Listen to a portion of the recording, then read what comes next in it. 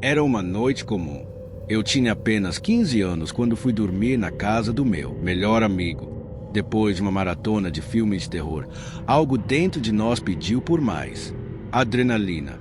A poucos quarteirões dali, havia um conjunto de casas abandonadas, todas cercadas por tapumes e placas de aviso, proibida a entrada. Essas casas seriam demolidas em 2 dias. Claro que decidimos ir até lá, tirar umas fotos e explorar. Meu amigo conhecia uma entrada pelos fundos. Subimos até o segundo andar de uma das casas, onde havia uma janela parcialmente aberta. Apontamos a câmera e clicamos. Não vimos nada de estranho até chegarmos em casa.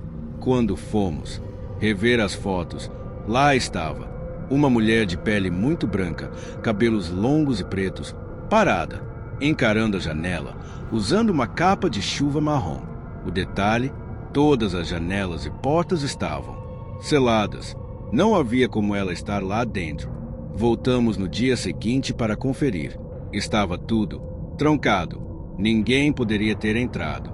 Mas ela estava na foto. Isso era inegável.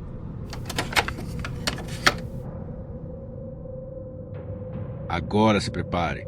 A história seguinte não é minha, mas de um amigo japonês chamado Riku. Ele tinha 12 anos quando começou a ser perseguido por Ayano, uma garota de 17 que morava na mesma rua. Ela dizia gostar dele, mas o que parecia apenas um crush inocente virou um pesadelo. Ela mandava mensagens 24 horas por dia. Sabia tudo sobre a rotina dele e até o que sua irmã mais nova comia. Quando Iku deixou de usar o celular, ela apareceu como babá dele. Até que um dia disse que a mãe dele estava fora do país e que ele deveria passar a semana na casa dela. Lá, começaram os jogos estranhos. Ela dizia que eram casados, o deixava vendado por horas em quartos escuros, fazia ele participar de brincadeiras assustadoras. No 5º dia, ela saiu para o trabalho e trancou tudo. Ele ficou vendo TV, até que viu uma notícia. Ele estava desaparecido. Antes que pudesse reagir, a TV desligou e Ayano estava atrás dele. Por sorte, ele conseguiu gritar por ajuda e um casal escutou. A polícia o encontrou amarrado e vendado no quarto. Ayano foi levada, mas nunca soube-se o que aconteceu com ela. Riku se mudou para a Austrália e nunca mais disse seu nome em voz alta. Você sairia para caminhar sozinho de madrugada? Um homem fazia isso todas as noites numa cidade grande dos Estados Unidos. Tudo era tranquilo, até aquela quarta-feira. Ele caminhava por um parque vazio quando viu um homem ao longe, dançando. Mas não era uma dança comum. Era um tipo de valsa deformada. O homem era alto, magro, vestia um terno velho e tinha um sorriso largo demais. Conforme se aproximava, não tirava os olhos do céu. O nosso narrador atravessou a rua. Quando olhou de volta, o dançarino parou. Estava perfeitamente alinhado com ele, olhando para cima, com aquele sorriso. Mas em segundos, ele havia desaparecido. Quando se deu conta, o dançarino reapareceu, mais perto, agachado, e começou a se aproximar em passos largos, quase cômicos.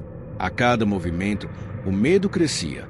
Quando finalmente conseguiu reagir e perguntar o que ele queria, só saiu um sussurro.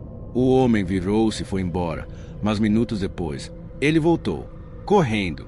O narrador fugiu sem olhar para trás. Nunca mais saiu para caminhar à noite. Pronto para mais uma quebra de padrão? Imagine estar limpando uma casa isolada, no meio do nada, com um contrato estranhamente lucrativo. Foi o que aconteceu com a mãe de uma garota na Austrália. Ela era faxineira e foi contratada por uma senhora rica que não quis nem conhecê-la pessoalmente. Ao chegar, tudo já era estranho. Uma propriedade enorme, vazia, com um clima incômodo. Durante a limpeza, ouviu uma porta se fechar. Ela sabia que estava sozinha. Mesmo assustada, decidiu terminar o serviço. Ao entrar no quarto principal, gelou. A cama estava coberta de fotos. Fotos dela, limpando outras casas, com a família, pelas janelas. Fotos tiradas de longe. Ela correu até o telefone fixo e ligou para a polícia.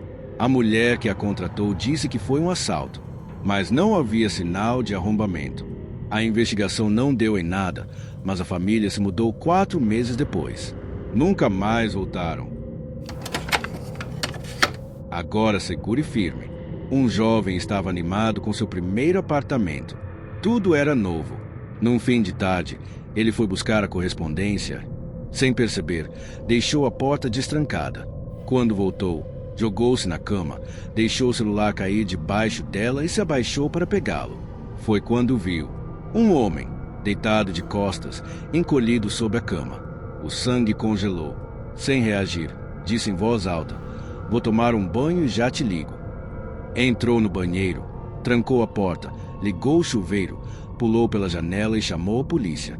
Escondeu-se do outro lado da rua, vigiando o apartamento. Quando os policiais chegaram e entraram, saíram minutos depois com um homem magro, de olhar perdido e uma faca na cintura.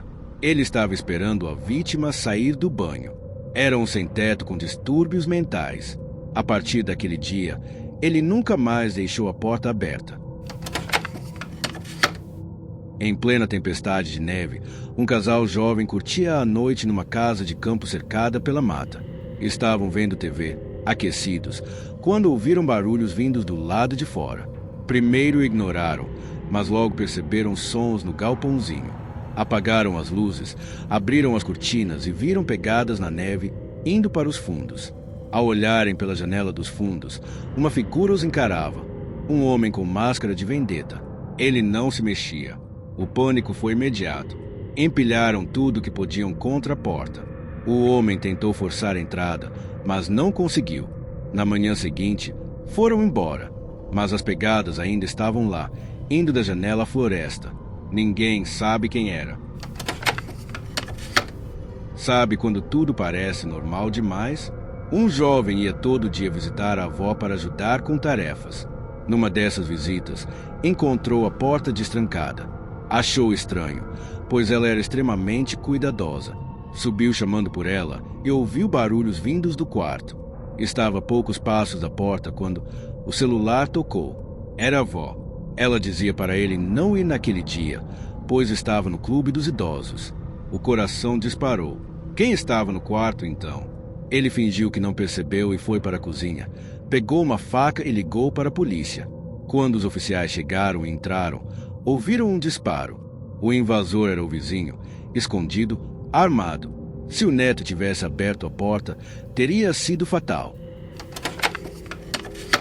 A próxima é daquelas que mexe com sua noção de segurança. Um casal chegava em casa após o jantar, quando viu a porta da frente aberta. Ele pediu para a esposa esperar fora e foi direto ao quarto pegar a espingarda. Revistou todos os cômodos, inclusive o porão. Nada. Chamaram a polícia, que também não encontrou sinais de invasão.